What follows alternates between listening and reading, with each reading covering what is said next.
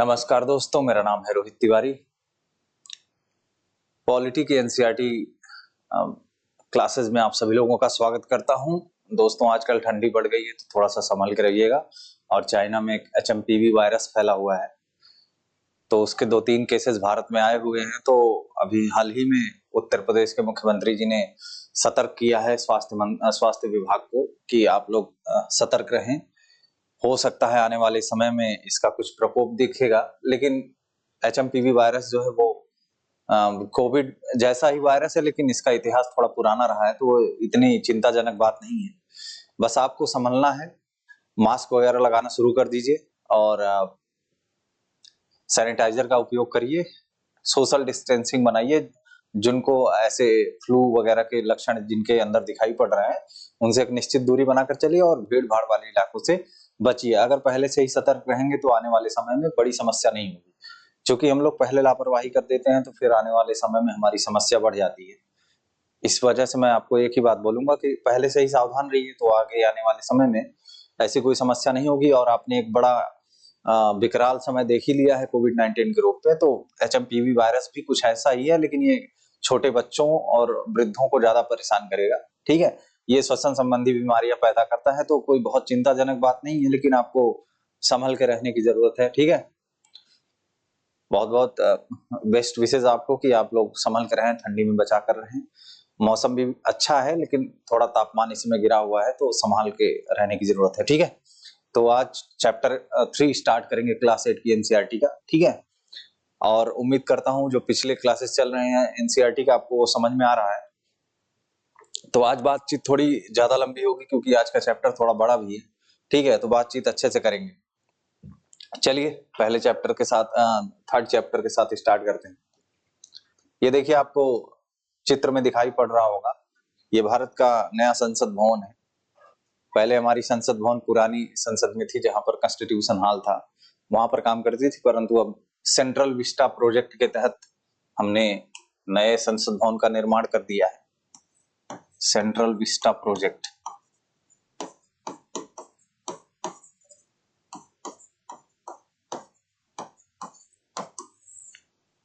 ये central Vista project जो है वो सेंट्रल विस्टा कॉम्प्लेक्स पर आधारित है।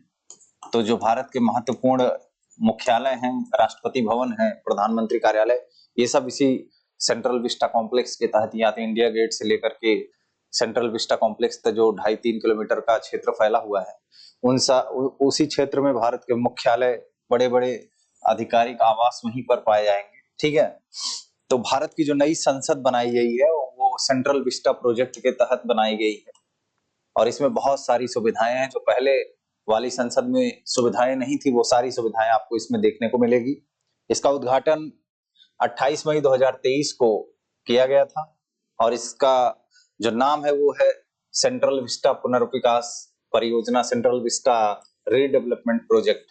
ठीक है, इसमें सांसदों की बढ़ती संख्या को ध्यान में रखते हुए जो नया संसद बनाया गया है, उसमें सांसदों की संख्या को ध्यान में रखते हुए संख्या बढ़ा दी गई है सीटों की।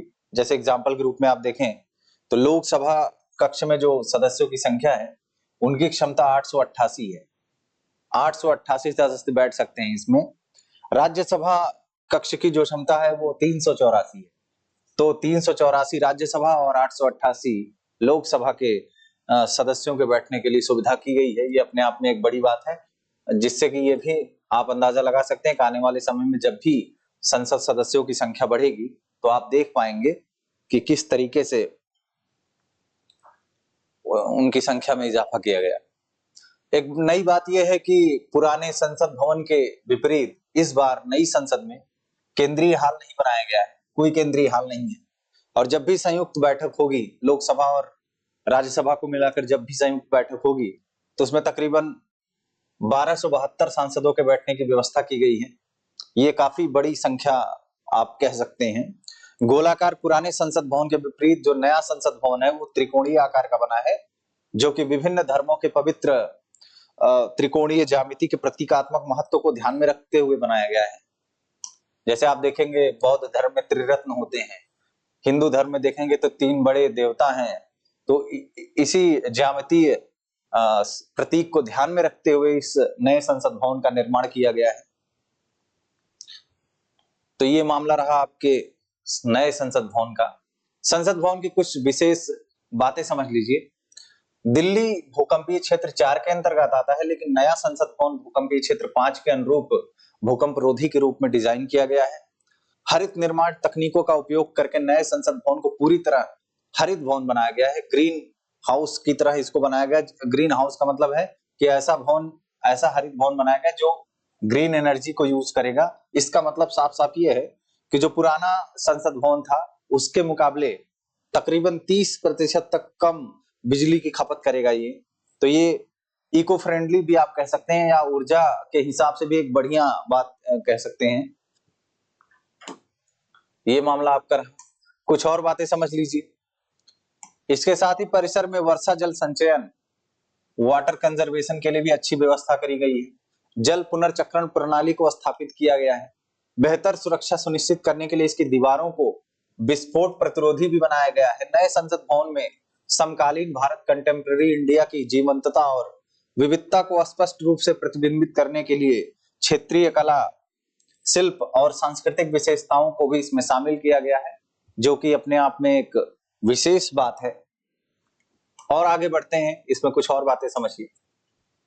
ये आप देख पा रहे होंगे, आपकी स्क्रीन पर दिखाई पड़ रहा होगा, ये पूरा कॉम्प्लेक्स आप देख पा रहे होंगे, जिसमें आप ऊपर की तरफ अगर देखें नॉर्थ साइड में, यहाँ पर आपको वाइस प्रेसिडेंट का रेजिडेंस दिखाई पड़ेगा। तो उसके साउथ में आएंगे तो आपको प्राइम मिनिस्टर का रेजिडेंस दिखाई पड़ेगा। यहाँ जस्ट उसी के बगल में आप प्राइम मिनिस्टर के ऑफिस को देख पा रहे होंगे। ये पूरा आपको मामला दिख रहा है, पूरा मैप दिख रहा है, और ये आपको सेंट्रल विस्टा कॉम्प्लेक्स दिखाई पड़ रहा है, जिसमें संसद भवन आपको दिखाई पड़ रहा होगा। ये पूरा वो एरिया आपको दिखाया जा रहा है जो पूरा क्षेत्र नई दिल्ली में स्थित भारत के मुख्यालयों का एक केंद्र बिंदु है। ठीक है, चलिए अब आज के महत्वपूर्ण वापस टॉपिक पर हम आते हैं।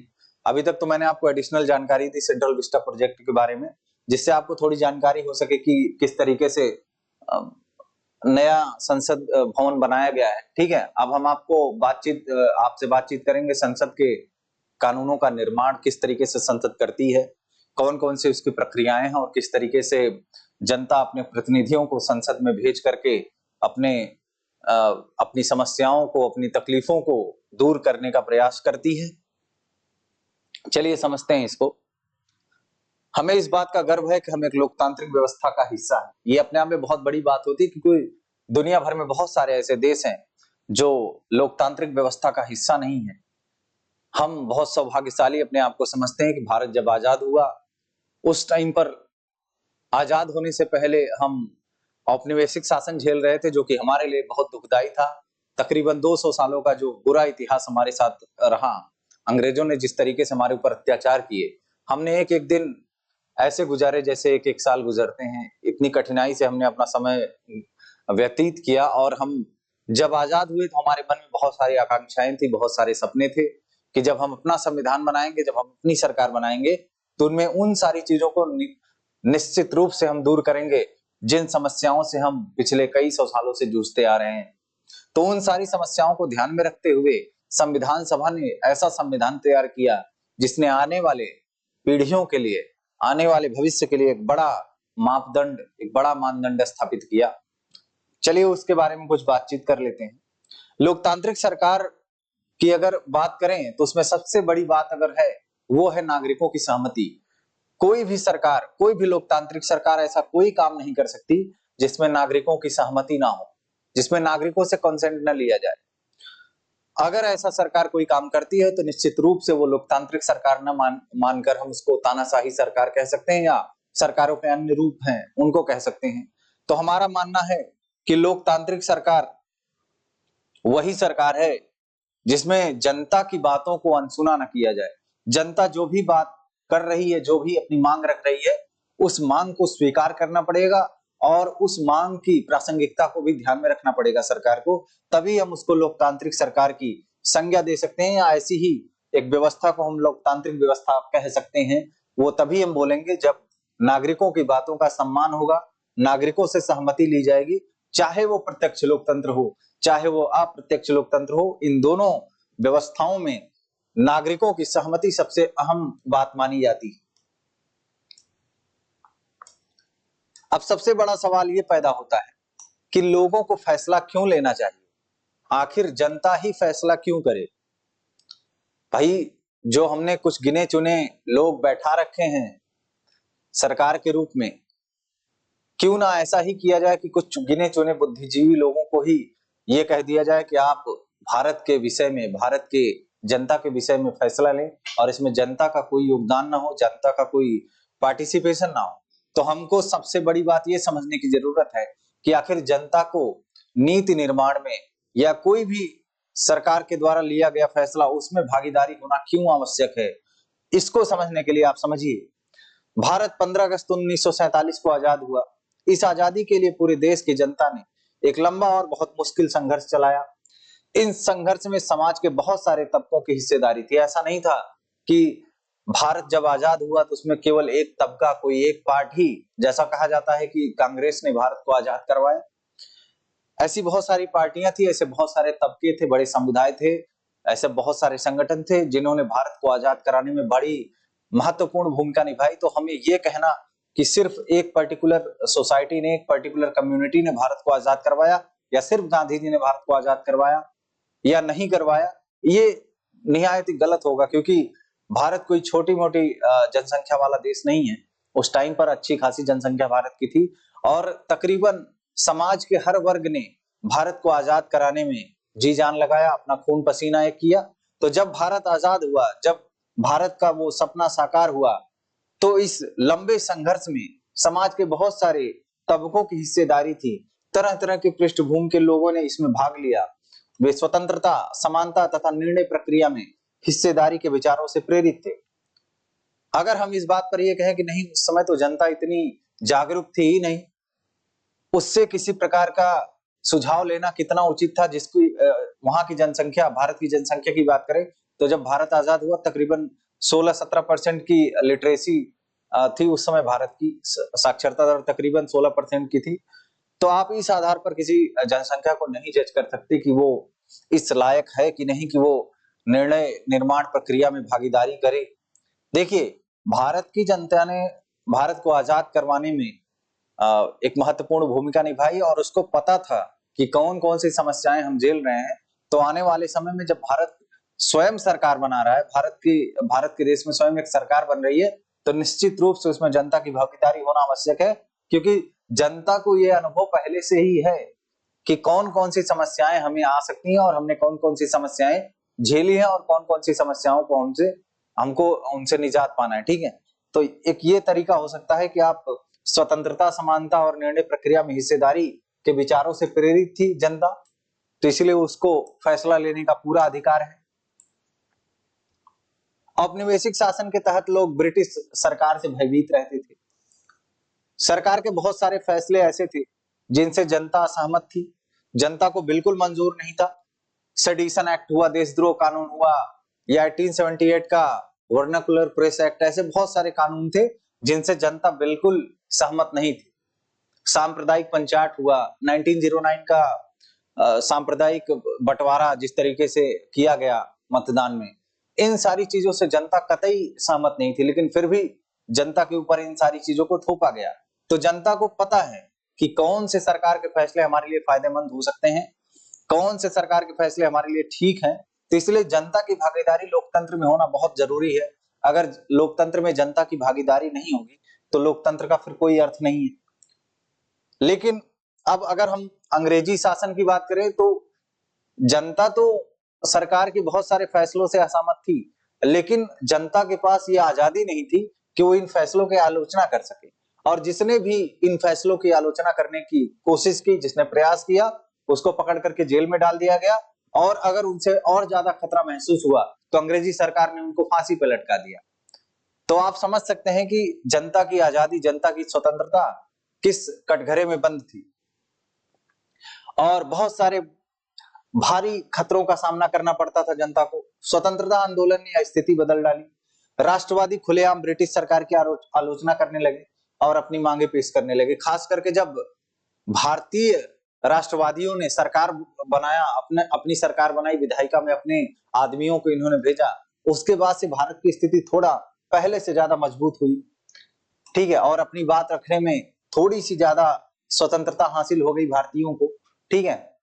अब 1885 में भारतीय राष्ट्रीय कांग्रेस की स्थापना जब हुई, उसके बाद कांग्रेस ने विधायिका की मांग करना स्टार्ट कर दिया, और खास करके विधायिका में निर्वाचित सदस्य होने चाहिए, ऐसी मांग करी। और बजट पर चर्चा करने, खास करके बजट पर चर्चा करने और प्रश्न पूछने का अधिकार भी मिलना चाहिए, ऐसा कांग्रेस ने मांग की। और आगे चल करके 1909 में बने गवर्नमेंट ऑफ इंडिया एक्ट ने कुछ हद तक निर्वाचित प्रतिनिधित्व की व्यवस्था को मंजूरी दे दी। हालांकि इसी टाइम पर वो सांप्रदायिक मामला भी था, जिसमें हिंदू मुस्लिम और अलग अलग वर्गों को अलग तरीके से बांट दिया गया कि उस कम्युनिटी के लोग उसी कम्युनिटी के नेता को वोट कर सकते हैं। हालांकि ब्रिटिश सरकार के अंतर्गत बनाई गई ये शुरुआती विधायिकाएं राष्ट्रवादियों के बढ़ते दबाव के कारण ही बनी थी, ठीक है, लेकिन उसमें भी अभी वो अधिकार हमको नहीं हासिल हुए थे जो एक लोकतांत्रिक राज्य में किसी को हासिल होने चाहिए, ठीक है। अब एक सबसे बड़ा सवाल तो इसमें यह था कि भले ही विधायिकाएं राष्ट्रवादियों के बढ़ते दबाव के कारण बनी थी, लेकिन उसके बावजूद इसमें सभी वयस्कों को वोट डालने का अधिकार नहीं दिया गया था, और ना ही आम लोग इस निर्णय प्रक्रिया में हिस्सा ले सकते थे। एक बहुत बड़ी समस्या उस समय की थी, ठीक है। आज अभी आप जो चीज देख पा रहे हैं, नहीं, 18 वर्ष से ऊपर के जितने भी लोग हैं सबको सार्वभौमिक वयस्क मताधिकार का मत करने का अधिकार हासिल है। ये उस टाइम पर इतना संभव नहीं था, उस टाइम पर बहुत समस्या थी, उस टाइम पर सार्वभौमिक वयस्क मताधिकार बहुत दूर की बात दिखाई पड़ती थी। ये बहादुरी या बुद्धिमत्ता ही आप देखेंगे, दूरदर्शिता ही आप समझिए भारतीय संविधान निर्माताओं का, जिन्होंने संविधान लागू करते हुए ही सार्वभौमिक वयस्क मताधिकार को लागू कर दिया। अपने आप में एक बड़ी महत्वपूर्ण बात है भारतीय स्वतंत्रता आंदोलन के परिप्रेक्ष्य में अगर देखा जाए। औपनिवेशिक शासन के अनुभव और स्वतंत्रता संघर्ष में,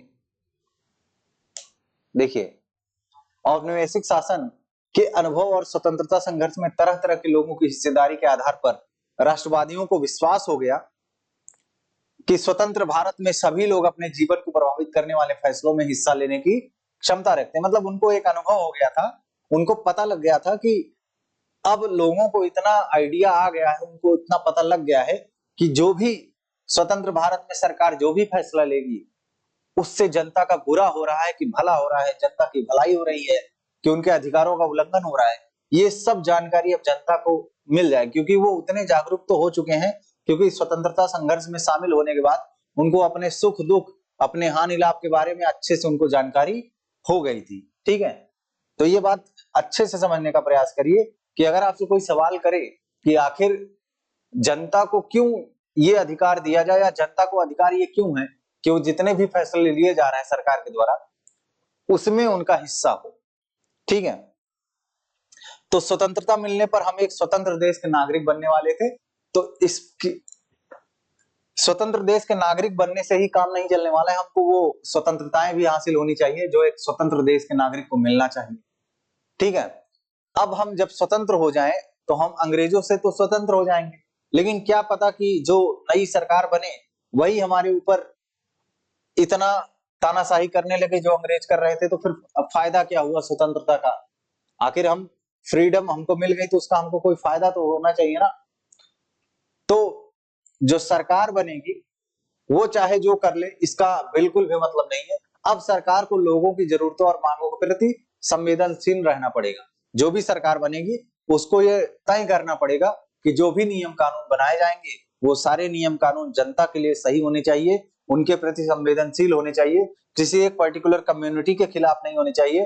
कहीं ऐसा ना हो कि सिर्फ ऐसा कानून बने जो बहुसंख्यकों के लिए फायदेमंद हो, अल्पसंख्यकों के लिए नुकसान करे, ऐसा कुछ नहीं करना है। हम हमेशा ऐसा कानून बनाएंगे जो सभी जनता के लिए फायदेमंद होगा, ठीक है। तो ये पूरा मामला रहा आपका नई सरकार के बारे में, ठीक है। स्वतंत्रता संघर्ष के सपनों और आकांक्षाओं ने स्वतंत्र भारत के संविधान में ठोस रूप ग्रहण किया। इस संविधान ने सार्वभौमिक वयस्क मताधिकार के सिद्धांत को अपनाया। सार्वभौमिक वयस्क मताधिकार का मतलब आप समझ ही रहे हैं कि देश के सभी वयस्क नागरिकों को मत देने का अधिकार भारतीय संविधान का अनुच्छेद 326 देता है। ठीक है, अब आपसे एक बड़ा सवाल है, आप नेक्स्ट क्लास से पहले इस सवाल का उत्तर जरूर दीजिएगा कि आखिर सार्वभौमिक वयस्क मताधिकार क्यों जरूरी है, क्यों मिलना चाहिए, इसके पक्ष में एक कारण बताइए। आप चाहें तो एक से अधिक कारण भी इसके बता सकते हैं, लेकिन आपसे बड़ा सवाल यही है कि आपको बताना है कि आखिर सार्वभौमिक वयस्क मताधिकार क्यों मिलना चाहिए, इसके पीछे का कारण क्या है। ठीक है, हम चाहते तो सार्वभौमिक वयस्क मताधिकार नहीं देते, हम सिर्फ बुद्धिमानों को देते जो पढ़े लिखे हैं, जिनका समाज में अच्छा खासा नाम है, वो कोई भी फैसला करेंगे तो अच्छा ही करेंगे। ये सब इसके बजाय हमने ये क्यों तय किया कि नहीं, जितने भी लोग वयस्क हैं सभी वयस्कों को मत देने का अधिकार होना चाहिए। इसका उत्तर मैं आपसे चाहूंगा, कल इसका उत्तर आप जरूर मुझे बताइएगा, चाहे आप कॉपी में लिखकर इसका उत्तर बताइए, चाहे आप आकर मुझसे मिल लीजिए, मेरे से डायरेक्ट आप अपना उत्तर शेयर कर सकते हैं, या फिर आप, हालांकि कमेंट में इतना लंबा उत्तर लिखना तो पॉसिबल नहीं है, लेकिन आप चाहे तो इसको शेयर कर सकते हैं। ठीक है, चलिए जरूर इसके बारे में बताइएगा। चलिए अब अगले विषय पर बढ़ते हैं, लोग और उनके प्रतिनिधि। देखिए मैंने आपको पहले ही बताया था कि सहमति का विचार, ठीक है, सहमति होनी बड़ी जरूरी है। अगर जनता में सहमति नहीं है किसी कानून को लेकर के, तो फिर वो कानून नहीं बनना चाहिए, क्योंकि कानून बनाया तो जा रहा है जनता के लिए। अगर जनता ही उस कानून से सहमत नहीं होगी, फिर आपके कानून बनाने का मतलब क्या होगा। ठीक है, इसलिए सहमति सबसे बड़ा मामला है, सहमति जरूरी है। ठीक है, तो लोकतंत्र का प्रस्थान बिंदु होता है, सहमति का मतलब है चाह, स्वीकृति और लोगों की हिस्सेदारी। जैसे एग्जाम्पल के रूप में आप किसी फंक्शन में शामिल होते हैं, किसी कार्यक्रम में शामिल होते हैं, तो पहले तो आपकी स्वीकृति होनी चाहिए और दूसरी आपकी हिस्सेदारी होनी चाहिए। अगर आप पूरे फंक्शन में जबरदस्ती शामिल किए गए हैं, आप कट कट के अलग रह रहे हैं, तो फिर वैसे भी देखने में अच्छा नहीं लगेगा। वैसे ही डेमोक्रेसी में अगर जनता नहीं शामिल हो रही है, फिर किस काम का डेमोक्रेसी। लोगों का निर्णय ही लोकतांत्रिक सरकार का गठन करता है। जैसे एग्जाम्पल के रूप में आप अपने क्षेत्र के सांसद विधायक को चुनते हैं, वही तो जाता है संसद में, वही जाता है विधानसभा में, और वही सरकार बनाता है, और वही आपके जितनी कठिनाइयां हैं, आपकी जो समस्याएं, उन समस्याओं को लेकर के सरकार बनाता है और उनको हल करने का प्रयास करता है। आपने ही तो उसको चुना है और उसके कामकाज के बारे में फैसला देता है। इस तरह के लोकतंत्र के पीछे मूल सोच यह होती है कि व्यक्ति या नागरिक ही सबसे महत्वपूर्ण है। इसको चाहे तो आप उदारवादी लोकतंत्र भी बोल सकते हैं। उदारवादी विचारधारा हमेशा व्यक्ति को ऊपर रखती है। ठीक है, वो ये कहती है कि व्यक्ति है तभी सब कुछ है। जैसे एग्जाम्पल के रूप में, जैसे मान लो अगर उदारवादी विचारधारा की बात करूं, तो व्यक्ति ज्यादा महत्वपूर्ण है राज्य से। भाई अगर व्यक्ति होगा तभी तो राज्य होगा। अगर मैं आपको राज्य के बारे में बताऊं तो राज्य के 4 अनिवार्य तत्व हैं, जनसंख्या, भूभाग, सरकार, संप्रभुता। तो उसमें से अगर आप जनसंख्या गायब कर दे तो फिर खाली भूभाग लेकर के क्या करेंगे आप। राज्य के लिए जनसंख्या भी तो जरूरी है, और वही जनसंख्या क्या है, नागरिक है, और नागरिक क्या है, व्यक्ति है। तो व्यक्ति बड़ा हुआ, राज्य बड़ा नहीं है, क्योंकि व्यक्तियों ने ही मिलकर राज्य बनाया है। ये जो state organic theory of state कहती है कि राज्य ईश्वरीय अवतरण है, मतलब राज्य जो है वो सीधे ईश्वरीय प्रदत्त है, व्यक्ति ने राज्य नहीं बनाया है, राज्य अनंत काल से है। लेकिन उदारवादी व्याख्या कहती है कि व्यक्ति जो है, व्यक्ति ने ही राज्य बनाया, और वो भी अपने लिए बनाया है कि हम मिलकर एक राज्य बनाते हैं और राज्य हमारा देखभाल करेगा। ठीक है, और वो भी देखभाल की बात नहीं करते हैं, बहुत अलग तरीके की विचारधाराएं हैं। आपको वहां तक नहीं जाना, आपको बस ये समझना है कि व्यक्ति नागरिक ही सबसे महत्वपूर्ण होता है। ये उदारवादी लोकतंत्र की एक बड़ी विशेषता है। और सैद्धांतिक स्तर पर सरकार और मान्य सार्वजनिक संस्थानों में इन नागरिकों की आस्था होनी चाहिए। मतलब जो भी संस्थान बन रहे हैं, या संविधान ही समझ लो, अगर संविधान भी बन रहा है उसमें जनता की भागीदारी नहीं है, तो फिर वो संविधान स्वीकृत नहीं होगा।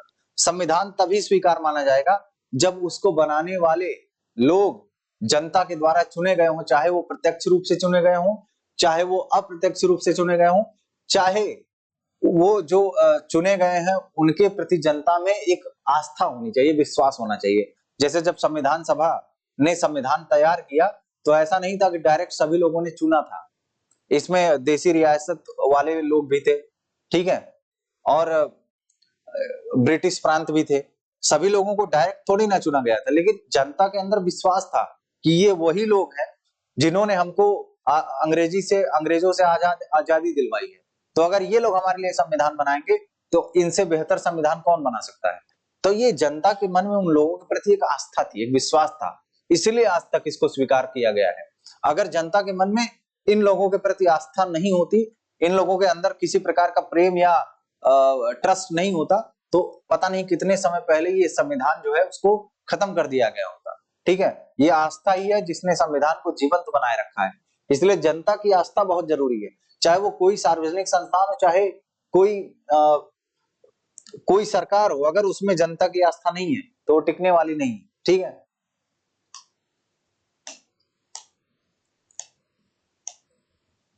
अब बड़ा सवाल आपके सामने ये है कि व्यक्ति सरकार को अपनी मंजूरी कैसे देता है, कैसे व्यक्ति सरकार को निर्णय लेने के लिए मंजूरी देता है, सहमति प्रकट करता है, कैसे, वो समझना है आपको। अब मंजूरी देने का एक तरीका चुनाव है। जैसे हमने क्या किया, चुनाव में क्या करते हैं हम लोग हमारे क्षेत्र का कोई प्रतिनिधि होता है, कोई कैंडिडेट होता है, तो उसको चुन लेते हैं और वो हमारी तरफ से विधानसभा में चला जाता है, हमारी तरफ से संसद में चला जाता है। तो ये तो चुनाव एक तरीका है बड़ा, कि हम चुनते हैं व्यक्ति को कि जाइए आप हमारी समस्याओं को रखिएगा। लोग संसद के लिए अपने प्रतिनिधियों का चुनाव करते हैं। इन्हीं निर्वाचित प्रतिनिधियों में से एक समूह सरकार बनाता है।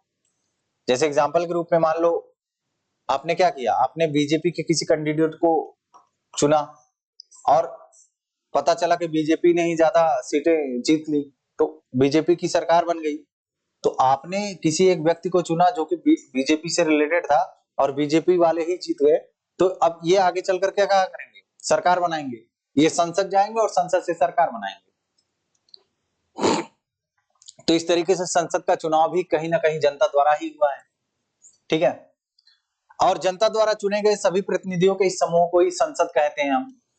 राज्यसभा, लोकसभा, या अगर राज्य में आप देखें तो राज्य विधान परिषद, राज्य विधानसभा। यह संसद सरकार को नियंत्रित करती है, बिल्कुल नियंत्रित करती है। अगर संसद सरकार को नियंत्रित नहीं करे तो सरकार हो सकता है अपनी मनमानी करने लगे। ठीक है, सरकार क्या करती है, संसद सरकार को नियंत्रित करती है और उसका मार्गदर्शन करती है। मार्गदर्शन का मतलब, अगर सरकार ने कोई गलती कर दी, कोई ऐसा कानून बना दिया जो जनता के लिए ठीक नहीं था, तो फिर उनको जाकर के लोकसभा, राज्यसभा या जिसको आप संसद कहते हैं वहां जाकर जवाब देना पड़ेगा। तो जवाबदेही तय करती है संसद, सरकार की जवाबदेही तय करती है। इसलिए आपने पढ़ा होगा संविधान में कि मंत्रिपरिषद लोकसभा के प्रति उत्तरदायी होती है, ऐसा प्रावधान आपने संविधान में पढ़ा होगा। इससे क्या पता चलता है, इससे पता चलता है कि संसद सरकार की जवाबदेही तय करती है, उसका मार्गदर्शन भी करती है। अगर सरकार कोई गलती कर रही है तो उसको वार्निंग देने का काम कौन करेगा, संसद करेगी। ठीक है,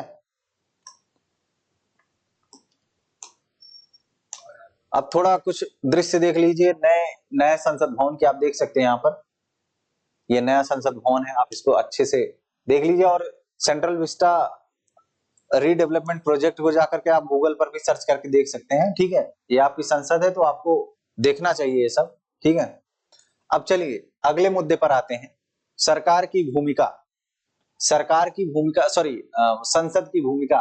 ठीक है, अब संसद की भूमिका क्या है इसको समझिए। आजादी के बाद गठित की गई भारतीय संसद लोकतंत्र के सिद्धांतों में भारतीय जनता की आस्था का प्रतीक है। मैंने आपको ऑलरेडी ये बताया कि भारतीय संसद जो है वो लोकतंत्र में भारतीय जनता की आस्था का प्रतीक तो है ही, क्योंकि ये सिद्धांत है निर्णय प्रक्रिया में जनता की हिस्सेदारी और सहमति पर आधारित शासन।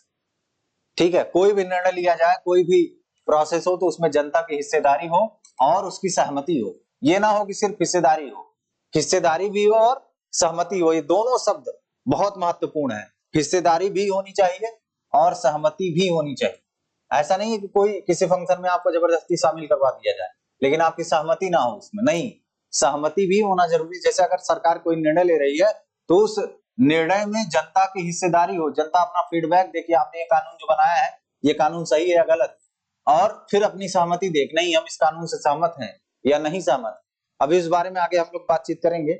ठीक है, तो हिस्सेदारी और सहमति, इस आधार पर अगर शासन चले तो वही लोकतंत्र है। हमारी व्यवस्था में संसद के पास महत्वपूर्ण शक्तियां हैं क्योंकि ये जनता का प्रतिनिधित्व करती है, एक प्रकार से कहें तो डायरेक्ट रिप्रेजेंटेशन करती है। जनता जनता ही तो अपने प्रतिनिधियों को संसद में भेजती है। लोकसभा के लिए भी उसी तरह चुनाव होते हैं जिस तरह राज्य विधानसभा के लिए चुनाव होते हैं। आमतौर पर लोकसभा के लिए हर 5 साल में चुनाव करवाए जाते हैं और विधानसभाओं के लिए भी हर 5 साल में चुनाव करवाए जाते हैं।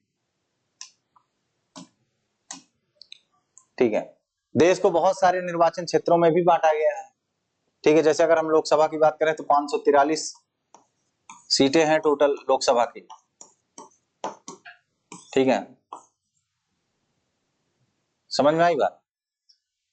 प्रत्येक निर्वाचन क्षेत्र से एक व्यक्ति को संसद में भेजा जाता है। चुनाव लड़ने वाले उम्मीदवार आमतौर पर विभिन्न राजनीतिक दलों के सदस्य होते हैं। जैसे वो कोई भी दल हो सकता है, चाहे वो बीजेपी हो सकता है, चाहे वो कांग्रेस हो सकती है, ठीक है, आरजेडी हो सकती है, सपा हो सकती है, कोई भी दल हो सकता है, वो किसी भी दल का सदस्य हो सकता है। ठीक है, भारत में बहुत सारे दल काम करते हैं, बहुदलीय तंत्र है भारत का।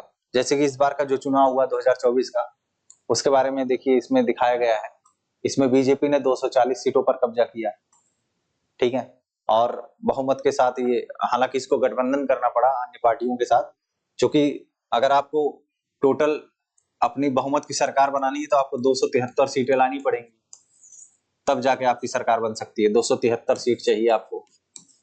ठीक है, +1 करके। ठीक है, इसमें आप देख सकते हैं सबसे बड़ा हिस्सा अगर किसी का है तो वो बीजेपी का है, फिर उसके बाद इंडियन नेशनल कांग्रेस का है, फिर एसपी का है, एआईटीसी का है, डीएमके, सॉरी टीडीपी। ये बहुत सारी पार्टियां हैं जिसमें सबसे बड़ा हिस्सा आपको दिखाई पड़ेगा बीजेपी का, उसके बाद आपको इंडियन नेशनल कांग्रेस का हिस्सा दिखाई पड़ेगा। ठीक है, एनसीईआरटी बुक में 2019 के आंकड़े दिए हुए हैं। ठीक है, लेकिन मैंने सोचा कि मैं 2024 के आंकड़े इसमें शामिल कर देता हूं। ठीक है, तो मैंने 2024 के आंकड़े शामिल कर दिए हैं इसमें। इसमें पार्टियों का नाम दिया गया है, आप इसको अच्छे से देख लीजिए। इसमें कौन सी पार्टी ने कितना सीट जीता है। जैसे बीजेपी के बारे में अगर बात करें तो बीजेपी ने 240 सीटों पर कब्जा किया है। इंडियन नेशनल कांग्रेस ने 99 सीटों पर कब्जा किया है। समाजवादी पार्टी ने 37 सीटों पर कब्जा किया है। All India Trinamool Congress 29। तो ऐसे आप देख सकते हैं सारी पार्टियों का जिक्र मैंने इसमें किया हुआ है और मैंने पीडीएफ शेयर भी कर दिया है। ठीक है, पीडीएफ मैंने शेयर कर दिया है, आप चाहें तो व्हाट्सएप ग्रुप में जाकर के चेक कर सकते हैं। ठीक है, तो जब लोकसभा में उम्मीदवार चुन लिए जाते हैं, ठीक है, लोकसभा में जब उम्मीदवार चुन लिए जाते हैं फिर इनको हम क्या बोलते हैं, इनको हम सांसद बोलते हैं, मेंबर ऑफ पार्लियामेंट। क्या बोलते हैं, मेंबर ऑफ पार्लियामेंट इनको बोलते हैं। ठीक है, इन सांसदों को मिलाकर संसद बनती है। संसद के चुनाव हो जाने के बाद संसद को निम्नलिखित काम करने होते हैं। अब वो कौन कौन से काम करने होते हैं एक बार उनको देख लीजिए ध्यान से। बड़ा काम होता है, सबसे बड़ा काम होता है इनका राष्ट्रीय सरकार का चुनाव करना। ठीक है, सबसे बड़ा काम है, सरकार चुनी जाती है। तो आपको पता है कि संसद में कौन कौन शामिल है। संसद में राष्ट्रपति शामिल होते हैं, लोकसभा और राज्यसभा। ठीक है, ये संसद में शामिल है, ये 3 संस्थाएं। ठीक है, तो जब लोकसभा के चुनाव हो जाते हैं, राज्यसभा और लोकसभा के चुनाव हो जाते हैं, तो सांसदों की एक सूची बनाई जाती है। ठीक है, और इससे पता चलता है कि किस राजनीतिक दल से कितने सांसद हैं। ठीक है, और उस आधार पर जिस भी राजनीतिक दल के सांसद ज्यादा हैं, मतलब अधिक सांसद हो जाते हैं इनके, जैसे जिन्होंने बहुमत कर लिया, 272 से ऊपर की सीटें जीत ली है, तो वही सरकार बनाती है। ठीक है, यदि कोई राजनीतिक दल सरकार बनाना चाहता है तो उसे निर्वाचित सांसदों में से बहुमत प्राप्त होना चाहिए। क्या प्राप्त होना चाहिए, बहुमत। और वो बहुमत कैसे पता चलेगा कि कुल 543 निर्वाचित सदस्य होते हैं, तो इसका बहुमत हासिल करने के लिए किसी भी दल के पास कम से कम 272 सीट होनी चाहिए। ठीक है, इतने सदस्य होने चाहिए। संसद में बहुमत प्राप्त करने वाले दल या गठबंधन का जो अंग नहीं होते, जैसे मान लो अब की बार क्या हुआ, 240 सीट बीजेपी के पास थी। ठीक है, उसको और 32 सीटों की जरूरत थी, तो इसने क्या किया, अलग अलग पार्टियों से गठबंधन कर लिया, तो ये अब सरकार बन गई। ठीक है, ये सरकार बन गई। अब इसके अलावा और जितनी पार्टियां हैं जो सरकार का हिस्सा नहीं है, ठीक है, ध्यान रखिएगा, ऐसी अन्य पार्टियां जो सरकार का हिस्सा नहीं है उनको हम विपक्षी दल बोलेंगे। उनको हम क्या बोलेंगे, विपक्षी दल या विपक्ष बोलेंगे, क्या बोलते हैं, विपक्ष बोलते हैं। और उसी में से किसी को जब विपक्षी दल का नेता चुना जाता है तो उसको हम बोलते हैं लीडर ऑफ अपोजिशन, इसको शॉर्टकट में हम LOO बोलते हैं, ठीक है, लीडर ऑफ अपोजिशन।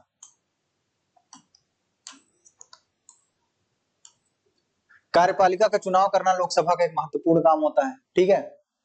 मैंने आपको बता ही दिया कि कार्यपालिका ऐसे लोगों का समूह होती है जो संसद द्वारा बनाए गए कानूनों को लागू करने के लिए मिलकर काम करते हैं। मैंने इससे पहले वाली क्लासेस में आपको बता दिया था कि कार्यपालिका बेसिक तौर पर दो प्रकार की होती है, एक तो परमानेंट होती है जिसको आप अस्थाई बोलते हैं, एक दूसरी होती है टेम्पररी, ठीक है, अस्थाई। तो जो परमानेंट होती है वो चुनकर नहीं आती है, ठीक है, वो अपॉइंटमेंट उनका होता है, उनको अपॉइंट किया जाता है। उसमें IPS अधिकारी हो गए, पुलिस हो गई, या जितने भी कार्यपालिकीय मेंबर्स बने, जाए UPSC UPPSC पुलिस दल, ये सभी लोग किसमें शामिल हो जाएंगे, परमानेंट। और टेम्पररी ये होती है जो हर 5 साल पे नई चुनकर आती है, जिसको आप बोलते हैं सरकार, जैसे बीजेपी की सरकार, ठीक है। तो ये 5-5 साल के लिए चुनी जाती है। कुछ महत्वपूर्ण परिस्थितियों में इनका कार्यकाल बढ़ाया जा सकता है, या अगर इन्होंने अपना विश्वास मत लोकसभा में खो दिया तो ये 5 साल से पहले भी इनकी सरकार गिर सकती है। तो ये कोई निश्चित है नहीं रहता कि नहीं इनको 5 साल तक ही रहना है, ठीक है। तो जब हम सरकार शब्द का इस्तेमाल करते हैं तो हमारे जहन में अक्सर यही कार्यपालिका आती है, ठीक है, एग्जीक्यूटिव, जो कि विधायिका द्वारा बनाए गए कानूनों को लागू करती है, एग्जीक्यूट करती है, ठीक है। भारत का प्रधानमंत्री लोकसभा में सत्ताधारी दल का मुखिया होता है। जैसे आप हमेशा देखते हैं जब भी बीजेपी चुनाव लड़ती है तो हमेशा नरेंद्र मोदी को आगे खड़ा कर देती है, मतलब उन्होंने अपने दल का मुखिया नरेंद्र मोदी को बना दिया है। तो प्रधानमंत्री अपने दल के सांसदों में से मंत्रियों का चुनाव करता है, ठीक है, और प्रधानमंत्री के साथ मिलकर फैसलों को लागू करते हैं। स्वास्थ्य, शिक्षा, वित्त इत्यादि विभिन्न सरकारी कार्यों का जिम्मा संभालते हैं। हाल के सालों में काफी बार किसी एक राजनीतिक दल को बहुमत नहीं मिला, जैसे इसी बार 2024 में बीजेपी को बहुमत नहीं मिला। तो सरकार बनाने के लिए बहुत जरूरी होता है बहुमत, और ऐसी सूरत में क्या होता है, कई राजनीतिक दल मिलकर एक सरकार बनाते हैं जिसको हम बोलते हैं गठबंधन सरकार। क्या बोलते हैं, गठबंधन सरकार बोलते हैं, ठीक है, इसको हम क्या बोलते हैं, गठबंधन सरकार। आपको ये चीज तो पता ही होगी। अब चलिए कुछ और महत्वपूर्ण बातें समझ लेते हैं। ये आपको दो इमारतें दिखाई पड़ रही होंगी, एक तो आपको नॉर्थ ब्लॉक दिख रहा होगा और दूसरी है साउथ ब्लॉक। तो ये केंद्रीय सचिवालय की दो मुख्य इमारतें हैं, इनमें से एक का नाम साउथ ब्लॉक, दूसरी का नाम नॉर्थ ब्लॉक है। इनका निर्माण तकरीबन 1930 के दशक में किया गया था, ठीक है। तो जो साउथ ब्लॉक है उसमें प्रधानमंत्री कार्यालय, कौन कौन साउथ ब्लॉक में क्या क्या है, साउथ ब्लॉक में प्रधानमंत्री कार्यालय, रक्षा मंत्रालय और विदेश मंत्रालय के दफ्तर हैं। और नॉर्थ ब्लॉक में वित्त मंत्रालय और गृह मंत्रालय स्थित है। केंद्र सरकार के अन्य मंत्रालय नई दिल्ली की विभिन्न इमारतों में स्थित है। तो ये सब भी जानकारी आपको होनी चाहिए। कई बार ऐसे स्टेटमेंट में सवाल आते हैं तो आपको लगता है ये बहुत फैक्चुअल कहां से सवाल आ गया, हालांकि एनसीईआरटी में आपके शामिल है। तो अगर एनसीईआरटी आप अच्छे से पढ़ें तो आपको सारी चीजें अच्छे से समझ में आएंगी, ठीक है।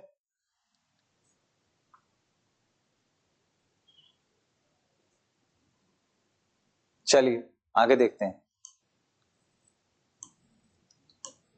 राज्यसभा मुख्य रूप से देश के राज्यों के प्रतिनिधित्व करती है। जैसे कि देखो, लोकसभा जनता के प्रतिनिधि है और राज्यसभा क्या है, राज्यों की प्रतिनिधि है। ये तो आपको पता ही होना चाहिए कि लोकसभा लोग मतलब जनता का प्रतिनिधित्व कर रही है और राज्यसभा राज्य का प्रतिनिधित्व करती है। हालांकि सभी राज्यों में एक जैसी सीटें नहीं है, ठीक है। राज्यसभा कोई भी कानून बनाने का प्रस्ताव पेश कर सकती है और किसी विधेयक को कानून के रूप में लागू करने के लिए जरूरी है कि उसे राज्यसभा की मंजूरी मिल चुकी हो। मतलब कि अगर कोई कानून बनना है, ये ध्यान रखिएगा, अगर कोई कानून बनना है तो कानून जब तक लोकसभा प्लस राज्यसभा और उसके बाद प्रेसिडेंट द्वारा उस पर सिग्नेचर ना हो जाए तब तक वो कानून नहीं बन सकता। ये बात हमेशा ध्यान रखिएगा। लोकसभा अगर मान लो लोकसभा प्रस्तुत कर रही है, प्रस्ताव ले रही है, तो राज्यसभा को भी स्वीकार होना चाहिए। उसके बाद जाकर प्रेसिडेंट राष्ट्रपति महोदय उस पर अपना हस्ताक्षर करें, तब वो फाइनल होगा। ठीक वही बात राज्यसभा पर लागू होती है। तो अगर राज्यसभा कोई कानून पास कर रही है तो लोकसभा को उसको स्वीकार करना है और उसके बाद प्रेसिडेंट महोदय उस पर दस्तखत करेंगे, तब जाके वो कानून बनेगा, ठीक है। कई बार ऐसा होता है कि लोकसभा और राज्यसभा के मध्य तकरार पैदा हो जाती है, तब ज्वाइंट सेशन करवाया जाता है, जिसको आप संयुक्त बैठक कहते हैं, ज्वाइंट सेशन। ठीक है, ज्वाइंट सेशन होता है, संयुक्त बैठक, और इसमें तब जाके निर्णय हो पाता है कि वो कानून आगे बढ़ेगा कि नहीं बढ़ेगा। हालांकि लोकसभा की हमेशा यहाँ पर विजय होती है, क्योंकि लोकसभा के जो सदस्य हैं वो ज्यादा होते हैं, तो जाहिर बात है कि उनका विजय होना तय रहता है। तो जैसे साधारण कानून हो गया, साधारण कानूनों में संयुक्त बैठक का प्रावधान है, लेकिन कुछ महत्वपूर्ण कानून ऐसे हैं जिसमें संयुक्त बैठक का प्रावधान नहीं है, जैसे कि कॉन्स्टिट्यूशनल अमेंडमेंट एक्ट, संशोधन अधिनियम या धन विधेयक। ऐसे कानूनों में संयुक्त बैठक का प्रावधान नहीं किया गया है। ठीक है, आर्टिकल 108। चलिए, तो इस प्रकार आप समझ सकते हैं कि राज्यसभा और लोकसभा दोनों की महत्वपूर्ण भूमिका होती है कानून बनाने में। ठीक है, कई बार संसद का जो राज्यसभा सदन है वो लोकसभा के द्वारा पारित कानूनों की समीक्षा करता है, और अगर जरूरत हुई तो उसमें संशोधन भी कर देता है। कई बार ऐसा होता है। ठीक है, राज्यसभा के सदस्यों का चुनाव विभिन्न राज्यों की विधानसभाओं के निर्वाचित सदस्य करते हैं। ठीक है, ये बात हमेशा ध्यान रखिएगा, इनका डायरेक्ट चुनाव नहीं होता। राज्यसभा के जो सदस्य होते हैं वो उनको जनता डायरेक्ट या प्रत्यक्ष रूप से नहीं चुनती है, विधानसभा के सदस्य उनको चुनते हैं। राज्यसभा में 233 निर्वाचित सदस्य होते हैं। ठीक है, और 12 सदस्य जो है वो राष्ट्रपति की ओर से मनोनीत किए जाते हैं, जो अलग अलग क्षेत्र से हो सकते हैं, साहित्य, कला, ठीक है, सामाजिक कार्य, ठीक है, ऐसे क्षेत्रों से वो हो सकते हैं। तो ये तो मामला रहा आपके राज्यसभा और लोकसभा के काम की, किस तरीके से वो उनके काम महत्वपूर्ण है। अगला उनका काम है सरकार को नियंत्रित करना, मार्गदर्शन देना और जानकारी देना। ये भी बड़ा महत्वपूर्ण काम है। जब संसद का सत्र चल रहा होता है तो उसमें सबसे पहले प्रश्नकाल होता है। ये बात हमेशा ध्यान रखिएगा, सबसे पहले क्या होगा? प्रश्नकाल होगा। प्रश्नकाल एक महत्वपूर्ण व्यवस्था है, इसके माध्यम से सांसद सरकार के कामकाज के बारे में जानकारियां हासिल करते हैं। ठीक है, इसके जरिए संसद कार्यपालिका को नियंत्रित करती है। सवालों के माध्यम से सरकार को उसकी खामियों के प्रति आगाह किया जाता है। अगर सरकार कोई गलती कर रही है, कोई उसके निर्णय निर्माण में या उसके कानून बनाने में कोई कमी आ रही है, लागू करने में, तो उसका ध्यान दिलाया जाता है कि आप ये वाली गलती कर रहे हैं, इसको सुधारिए। इस तरह सरकार को भी जनता के प्रतिनिधियों यानी सांसदों के जरिए जनता की राय लेने का मौका मिलता है, फीडबैक का भी चांस मिलता है। सरकार से सवाल पूछना किसी भी सांसद की बहुत महत्वपूर्ण जिम्मेदारी होती है। लोकतंत्र के स्वस्थ संचालन में विपक्षी दल एक महत्वपूर्ण भूमिका अदा करते हैं। वे सरकार की नीतियों और कार्यक्रमों की कमियों को सामने लाते हैं। एग्जाम्पल के रूप में, जैसे मान लो उत्तर प्रदेश राज्य में किसी क्षेत्र में कमी हो जाए, अगर किसी क्षेत्र में, जैसे मान लो कोई पर्टिकुलर एरिया उठा लीजिए, जैसे मान लो प्रयागराज ही उठा लेते हैं, प्रयागराज में कोई समस्या आ जाए, पानी की समस्या आ जाए, तो फिर सरकार से ये सवाल किया जाएगा कि उस क्षेत्र के जो हमारे मंत्री हैं वो इस पर क्यों अपना ध्यान केंद्रित नहीं कर रहे हैं, आखिर क्या ऐसी दिक्कत आ रही है कि वहां पर वो काम करने में सफल नहीं हो पा रहे हैं। तो फिर मंत्री महोदय को इस बात पर उत्तर देना पड़ेगा कि भैया ये वाली समस्या आ रही है, या हम उस समस्या से निजात पाएंगे और उस पर काम करेंगे। तो विपक्षी दल के जो सदस्य होते हैं उनका सवाल करना बहुत बड़ी बात है। उनका सवाल करना इसलिए जरूरी है क्योंकि अगर विपक्षी दल सवाल नहीं करेंगे, इसलिए हमेशा स्वस्थ लोकतंत्र में एक मजबूत विपक्ष होना बहुत जरूरी है। अगर मजबूत विपक्ष नहीं है तो सरकार मनमानी कर सकती है अपनी। ठीक है, तो ये मामला है। वे सरकार की नीतियों और कार्यक्रमों की कमियों को सामने लाते हैं और अपनी नीतियों के लिए जन समर्थन जुटाने का काम करते हैं। ये एक संसद में पूछा गया एक सवाल है, 15 दिसंबर 2017 को उत्तर के लिए पूछा गया था। डॉक्टर मनोज राजौरिया, क्या महिला और बाल विकास मंत्री यह बताने की कृपा करेंगे कि क्या सरकार का देश में बच्चों के लिए विभिन्न योजनाओं और नीतियों का समेकन करने का विचार है? यदि हाँ, तो तत्संबंधी ब्यौरा क्या है? यदि नहीं, तो इसके क्या कारण? ऐसे सवाल आते हैं। ये अतारांकित प्रश्न है। देखिए प्रश्न दो प्रकार के होते हैं, तारांकित और अतारांकित। जो तारांकित प्रश्न होते हैं उनका मौखिक उत्तर दिया जाता है,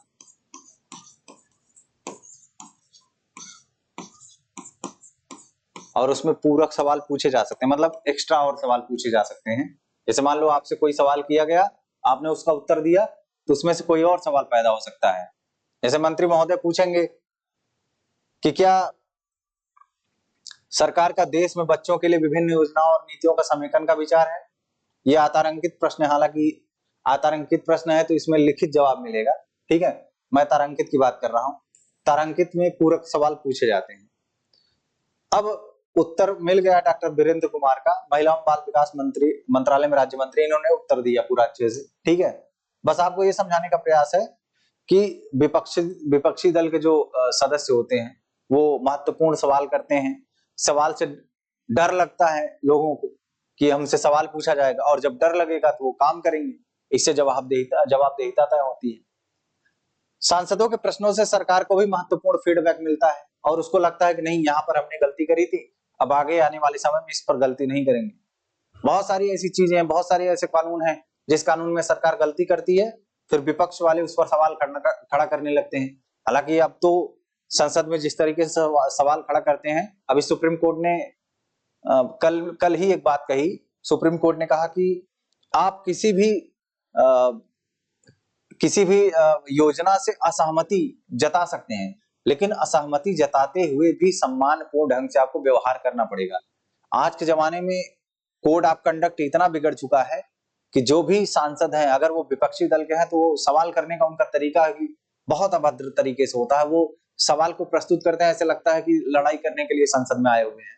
तो अब वो तरीका जो है ठीक नहीं है। अगर आप किसी बात से असहमत भी हैं, तो आपके असहमति को दर्शाने का तरीका भी सम्मानपूर्ण ढंग से होना चाहिए। कि आप अगर आप असहमत भी हैं तो आप इस तरीके से जताएं कि सामने वाले को लगे कि हाँ, हमने गलती करी, ठीक है।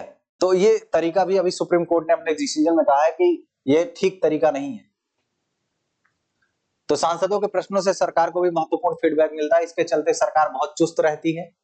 इसके अलावा वित्त से संबंधित सभी मामलों में संसद की मंजूरी सरकार के लिए बहुत महत्वपूर्ण होती है। अगर सरकार को पैसा निकालना है कंटिजेंसी फंड ऑफ इंडिया से या संचित निधि से, तो संसद की मंजूरी मिलना बहुत जरूरी है। यह उन कई तरीकों में से एक है जिसके माध्यम से संसद सरकार को नियंत्रित करती है। जैसे आपके घर में आपके माता पिता आपको नियंत्रित करते हैं कि अगर आपको पैसा चाहिए तो उनसे पूछना पड़ेगा कि हमको पैसा चाहिए। वो पूछेंगे क्यों पैसा चाहिए, कितना चाहिए, और इतना ही क्यों चाहिए। अगर आप 20 रुपए मांगेंगे तो आपसे पूछा जाएगा कि आप 20 रुपए क्यों मांग रहे हैं, तो आपको बताना पड़ेगा कि इस काम के लिए हमें 20 रुपए चाहिए, ठीक है। तो ये भी नियंत्रण करने का एक माध्यम हो सकता है। सरकार को नियंत्रित करती है वित्तीय माध्यम से, उसका मार्गदर्शन करती है और उसको सूचित करती है। जनप्रतिनिधियों के रूप में संसद को नियंत्रित, निर्देशित और सूचित करने में सांसदों की एक अहम भूमिका होती है, ठीक है। यह भारतीय लोकतंत्र के लिए एक मुख्य आयाम बन के आता है। नए कानून किस तरह बनते हैं, अब नए कानून किस तरह बनते हैं इनको समझने का प्रयास करिए। कानून बनाने में संसद की एक महत्वपूर्ण भूमिका होती है। यह प्रक्रिया कई तरह से आगे बढ़ती है। आमतौर पर सबसे पहले समाज के विभिन्न समूह ही ऐसी मांग करते हैं। जैसे एग्जांपल के रूप में 1991 में जब उस टाइम पर घरेलू हिंसा बहुत ज्यादा बढ़ गई थी, तो तरह तरह की बातें उठने लगी। समाज के बहुत सारे संगठन, बहुत सारे महिलावादी संगठन, इन्होंने मांग करना शुरू किया कि अब महिला सुरक्षा को लेकर के, घरेलू हिंसा के संबंध में कानून बनाया जाना चाहिए, या जो हमारे पास कानून उपलब्ध है उसमें वो पर्याप्त चीजें उपलब्ध नहीं है जिससे कि महिलाओं को न्याय मिल सके। तो इस तरीके से समाज के कई समूहों ने जब आवाज लगाना शुरू किया, तो फिर 2002 में जाकर के इस पर काम हुआ और इस पर कानून बना, और आगे चलकर 2006 में घरेलू हिंसा से संबंधित बहुत सारे कानून बने। तो ये कैसे पता चला, समाज में जब किसी चीज की जरूरत पैदा हुई कि नहीं इस पर कानून बनाना है, तो फिर वो अपनी मांग रखना शुरू करेंगे और ये बात सरकार तक पहुंचेगी।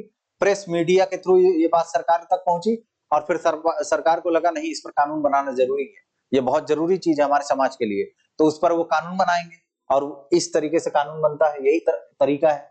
यह संसद की जिम्मेदारी है कि वह लोगों के सामने आ रही समस्याओं के प्रति संवेदनशील हो। ठीक है, अब चलिए देखते हैं कि इस तरीके से घरेलू हिंसा के संबंध में कानून बनाने की प्रक्रिया थी। अब चलिए थोड़ा समझ लीजिए। अब पहले तो आप समझिए एसडीजी गोल 5, ठीक है, सस्टेनेबल डेवलपमेंट गोल 5 जो है ये जेंडर इक्वालिटी के लिए, achieve gender equality and empower all women and girls. ठीक है, घरेलू हिंसा क्या है उसके बारे में समझिए। जब परिवार का कोई पुरुष सदस्य, आमतौर पर पति ही होता है, घर की किसी औरत, आमतौर पर इसको हम पत्नी कहते हैं, के साथ मारपीट करता है, कई बार माँ बाप के संबंध में भी ऐसी बातें आती हैं, उसे चोट पहुंचाता है या मारपीट अथवा चोट की धमकी देता है, तो सामान्यतः इसे हम घरेलू हिंसा कहते हैं। औरत को यह नुकसान शारीरिक मारपीट, भावनात्मक शोषण के कारण पहुंच सकता है। यह शोषण मौखिक, यौन या फिर आर्थिक शोषण भी हो सकता है। घरेलू हिंसा कानून 2005 में महिलाओं की सुरक्षा की परिभाषा ने घरेलू शब्द की समझ को और अधिक व्यापक बना दिया। ऐसा नहीं था कि हमारे पास इससे पहले कानून नहीं था, कानून था, लेकिन उसमें घरेलू शब्द की और घरेलू हिंसा की अच्छी परिभाषा नहीं दी हुई थी। तो घरेलू शब्द की समझ को और विकसित किया और व्यापक बनाया। अब ऐसी महिलाएं भी घरेलू दायरे का हिस्सा मानी जाएंगी जो हिंसा करने वाले पुरुष के साथ एक ही मकान में रहती हैं या रह चुकी हैं। ठीक है, तो घरेलू हिंसा में सिर्फ पति और पत्नी का ही मामला नहीं शामिल होगा,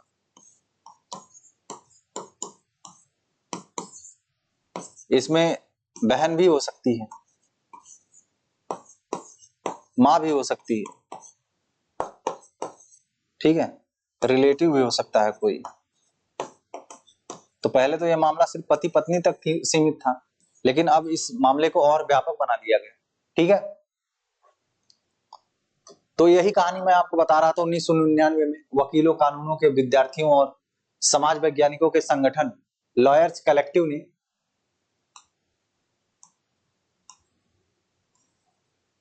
राष्ट्रव्यापी चर्चा के बाद घरेलू हिंसा रोकथाम एवं सुरक्षा विधेयक का मसौदा तैयार किया। इन्होंने खुद वो पूरा फ्रेमवर्क तैयार कर लिया, पूरा ड्राफ्ट तैयार कर लिया। इस विधेयक को बहुत सारे लोगों को पढ़ाया गया, विचार विमर्श के लिए अलग अलग संस्थानों में बैठक की गई और अंततः यह विधेयक संसद में प्रस्तुत कर दिया गया। तो आप समझ पा रहे होंगे किस तरीके से समाज में कोई बात उठती है, फिर समाज से वो बात उठ करके संसद तक पहुंचती है और सरकार की जिम्मेदारी है कि उस बात पर वो गंभीरता से विचार करें और संवेदनशील बने उसके लिए। फिर बाद में क्या होता है, दिसंबर 2002 में अस्थायी समिति ने अपनी सिफारिशें राज्यसभा को सौंप दी। इन सिफारिशों को लोकसभा में भी पेश किया गया। कमेटी की रिपोर्ट में महिला संगठनों की ज्यादातर मांगों को स्वीकार कर लिया गया। 2005 में संसद के सामने एक नया विधेयक पेश किया गया। दोनों सदनों से मंजूरी मिल जाने के बाद उसे राष्ट्रपति के पास स्वीकृति के लिए भेज दिया गया। मैंने आपको बोला कि Lok Sabha plus Rajya Sabha plus president का सिग्नेचर, इसके बाद ये कानून बन गया और 2006 से घरेलू हिंसा महिला सुरक्षा कानून लागू हो गया। ठीक है,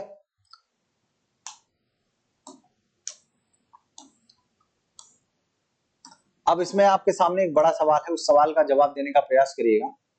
मैंने आपको घरेलू हिंसा के बारे में समझा दिया। घरेलू हिंसा से आप क्या समझते हैं? हिंसा की शिकार महिलाओं को नए कानून से कौन से दो मुख्य अधिकार प्राप्त हुए हैं? ठीक है, उसके बारे में हम बातचीत इसी में करेंगे। आपका काम होगा कि इसको नोट्स बना करके आप चाहें तो लिख कर दिखा सकते हैं। ठीक है, अक्टूबर 2006 में एक संवाददाता सम्मेलन के दौरान बातचीत क्या हो रही है, उसमें संवाददाता पूछता है ये नया कानून क्या है, तो फिर सरकार की तरफ से लोग बता रहे हैं यह पहला कानून है जिसमें महिलाओं के हिंसा मुक्त परिवार के अधिकार को मान्यता दी गई है और घरेलू हिंसा की एक व्यापक परिभाषा पेश की गई है। ठीक है, घरेलू हिंसा की क्या है, व्यापक परिभाषा पेश की गई है, इस बात को ध्यान रखिएगा। इसमें एक बात और बताई गई, यह एक दीवानी कानून है जो करोड़ों महिलाओं को राहत प्रदान करेगी। बहुत सारी पत्नियां, माओ, बेटियों और बहनों को अपने घरों में हिंसा से निजात मिलेगी। मैंने आपको बताया कि परिभाषा के दायरे को और व्यापकता प्रदान की गई है, उसको और बढ़ा दिया गया है। यह कानून एक बहुत महत्वपूर्ण कदम है। यह कानून एक साझे मकान में रहने के महिलाओं के अधिकार को मान्यता देता है। महिलाएं किसी भी तरह की हिंसा के खिलाफ सुरक्षा का आदेश प्राप्त कर सकती हैं। महिलाएं अपने इलाज और अन्य खर्चों के लिए आर्थिक सहायता प्राप्त कर सकती है। एक नया अधिकार ये आपको और दिखाई पड़ा। हाँ, हमें इस बात का ख्याल रखना है कि इस कानून में जिन बातों का वादा किया गया है उन्हें सचमुच में किया जाए। हमें सब तरफ नजर रखनी होगी, हमें महिलाओं, पुलिस, न्यायपालिका सभी को इस कानून के बारे में शिक्षित करना होगा। सबसे बड़ा मुद्दा है अवेयरनेस। अवेयरनेस सबसे बड़ा मुद्दा है। कोई भी कानून लागू हो जाए, अगर जागरूकता नहीं है तो फिर उस कानून का कोई फायदा नहीं होगा। जागरूकता लागू करना बहुत जरूरी है। तो घरेलू हिंसा में जागरूकता बहुत बड़ी चीज होती है। महिलाएं कभी ऐसा नहीं करती हैं, उनको कभी अलग नहीं होना है, उनको बस थोड़ी सी राहत चाहिए होती है। जिन औरतों के साथ हिंसा या दुराचार होता है उन्हें आमतौर पर पीड़ित माना जाता है। अब इस शब्द से भी हमको बचना है। हमको उन्हें पीड़ित ना कहने के बजाय अगर हम उनको सर्वाइवर कहें तो ज्यादा बेहतर होगा। इन हालात से उबरने के लिए औरतें जिस तरह से संघर्ष करती हैं, इसलिए उन्हें पीड़ित कहने के बजाय अगर हम सर्वाइवर कहें तो ज्यादा बेहतर होगा। सर्वाइवर कहना ज्यादा सही रहेगा। यह अंग्रेजी शब्द का मतलब होता है जो बचा रहे, मतलब जिसने सर्वाइव कर लिया उसी को हम बोलते हैं सर्वाइवर। अब ये तो मुद्दा हो गया कि समाज को जरूरत पड़ गई थी, इसलिए एक नया कानून बनाया गया सरकार के द्वारा। अब कुछ कानून ऐसे भी हो सकते हैं जो अलोकप्रिय हो, जो विवादास्पद हो सकते हैं, समस्या पैदा कर सकते हो समाज में, तो ऐसे कानूनों को हटाया जाना भी तो चाहिए। अब इसमें इस बारे में बात बताई गई है। कई बार संसद एक ऐसा कानून पारित कर देती है जो बेहद अलोकप्रिय साबित होता है। ऐसा कानून संवैधानिक रूप से वैध होता है, कानूनन रूप से सही होता है, फिर भी यह लोगों को रास नहीं आता। जैसे एग्जाम्पल के रूप में नगर पालिकाओं के आसपास जो फुटपाथ पर सामान वगैरह बेचते हैं, नगर पालिका की सीमाओं के भीतर जगह के इस्तेमाल से संबंधित विभिन्न नगर पालिका कानूनों में पटरी पर दुकान लगाने, ठीक है, पटरी पर दुकान लगाने, फेरी लगाने को गैर कानूनी घोषित किया गया है। इसमें कोई संदेह नहीं कि सार्वजनिक स्थानों को साफ सुथरा और खुला रखना चाहिए, लेकिन इसके लिए कुछ कानून जरूरी है, तभी लोग आसानी से फुटपाथ पर चल पाएंगे या इससे आसपास से गुजर पाएंगे। लेकिन हम इस बात को भी नजरअंदाज नहीं कर सकते कि पटरी पर जो सामान बेच रहा है, जो फेरी वाले सामान बेच रहे हैं, वो इन्हीं पर अपनी जीविका चलाते हैं, उनकी जीविका इसी पर निर्भर है, ठीक है। अब अगर उनकी जो भी चीजें हैं, अगर उनको हम समाप्त कर दें, उनको नष्ट कर दें, उनको हटा दें वहां से, तो ऐसे लाखों लोगों को जरूरी चीजें और सेवाएं बहुत सस्ती कीमत पर और कुशलता पूर्वक चीज से नहीं मिल पाएगी। और खास करके ऐसे व्यक्तियों को जो ये काम कर रहे हैं, जो अपना फेरी चला रहे हैं, जो उसी से दो रुपए अपने कमा रहे हैं, अपना पैसा कमा रहे हैं, उनकी रोजी रोटी भी चल रही है, तो इस पर भी एक बड़ा सवाल पैदा हो जाता है। समाज में एक समस्या पैदा हो जाएगी कि इनके साथ क्या किया जाए। अब ये कानूनन तो सही लग रहा है, कानून के तौर पर ये कानून तो अच्छा लग रहा है कि नहीं, रास्ता साफ हो जाएगा, लेकिन वो जो व्यक्ति है जो पैसा कमा रहा है वहां से, जो अपनी रोजी रोटी चला रहा है, उसका क्या होगा। तो ये एक समूह की हिमायत करता है और दूसरे समूह की क्या करता है, उपेक्षा करता है। एक के तरफ खड़ा है और एक के विरोध में खड़ा है, तो इस पर विवाद खड़ा होगा और टकराव की स्थिति पैदा हो जाएगी। जो लोग सोचते हैं कि संबंधित कानून सही नहीं है, वे इस मुद्दे पर फैसले के लिए अदालत की शरण में जा सकते हैं, बिल्कुल जा सकते हैं। अगर उनको लगता है कि उनके फंडामेंटल राइट का उल्लंघन हुआ है, तो भारतीय संविधान का अनुच्छेद 32, 226 ये दो महत्वपूर्ण आर्टिकल्स उनके लिए खड़े हैं। और यदि अदालत को ऐसा लगा कि वह कानून संविधान के विरुद्ध है, तो वह उसमें संशोधन कर सकती है या उसको रद्द कर सकती है। इसी को तो हम न्यायिक समीक्षा कहते हैं। जुडिशियल रिव्यू किसको बोलेंगे, जुडिशियल रिव्यू यही तो है, PIL इसी के थ्रू तो दाखिल होती है। जनहित याचिका, अगर जनता को लगा कि उसके हित के साथ समझौता हो रहा है, उसके हित के साथ खिलवाड़ हो रहा है, तो ना न्यायपालिका के पास जा सकती है। अब कुछ महत्वपूर्ण शब्द हैं, उनको समझ लीजिए। जैसे एक बड़ा शब्द है स्वीकृति, किसी चीज पर अपनी सहमति देना और उसके पक्ष में काम करना। इस अध्याय में यह शब्द संसद के पास उपलब्ध औपचारिक सहमति, निर्वाचित प्रतिनिधियों के माध्यम से और संसद में लोगों की आस्था बनाए रखने की जरूरत, दोनों संदर्भों में इस्तेमाल किया गया है। दूसरा शब्द है गठबंधन। गठबंधन का मतलब है कि दलों को जोड़ना। जैसे मान लो किसी एक पार्टी के पास पर्याप्त बहुमत नहीं है, तो अन्य पार्टियों से वो मिल मिला करके एक पार्टी बनाएगी जो कि बहुमत वाली होगी, तो उसी को हम बोलते हैं गठबंधन की सरकार। अनसुलझे मतलब ऐसे मामले जो अनसुलझे रह गए, जिनकी समस्याओं से कोई आसान समाधान उपलब्ध नहीं होता है। ऐसी समस्याएं जिनका आसान समाधान नहीं उपलब्ध है उनको अनसुलझी बातें कहते हैं, अनसुलझे मुद्दे कहते हैं। आलोचना, आलोचना का मतलब होता है किसी व्यक्ति की कमी निकालना या उसकी चीज में कमी निकालना या उसे अस्वीकार कर देना। इस अध्याय में अगर आलोचना की बात करेंगे तो उसका इस्तेमाल सरकार के कामकाज पर नागरिकों की ओर से होने वाली आलोचना के लिए किया गया। मतलब सरकार ने कोई ऐसा कानून बना दिया जो नागरिकों के लिए बेहतर नहीं है। विकास क्रम क्या है? सरल से जटिल रूप तक विकास की प्रक्रिया को हम विकास क्रम कहते हैं। आमतौर पर इस शब्द का इस्तेमाल पौधों या पशुओं की किसी प्रजाति के विकास का वर्णन करने के लिए किया जाता है, परंतु इस अध्याय में विकास क्रम का जो विकास क्रम शब्द का इस्तेमाल है उसका इस्तेमाल महिलाओं को घरेलू हिंसा से सुरक्षा प्रदान करने का विचार किस तरह से एक अखिल भारतीय कानून के रूप में विकसित हुआ उसके बारे में किया गया है। ठीक है, तो आज के लिए बस इतना ही। उम्मीद करता हूं आपको ये लेक्चर पसंद आया होगा। जो भी आपको समझ में आया हो, ना समझ में आया हो, कमेंट जरूर करें और अपने सुझाव जरूर दें। आज के लिए बस इतना ही। बहुत बहुत शुक्रिया। Thank you very much.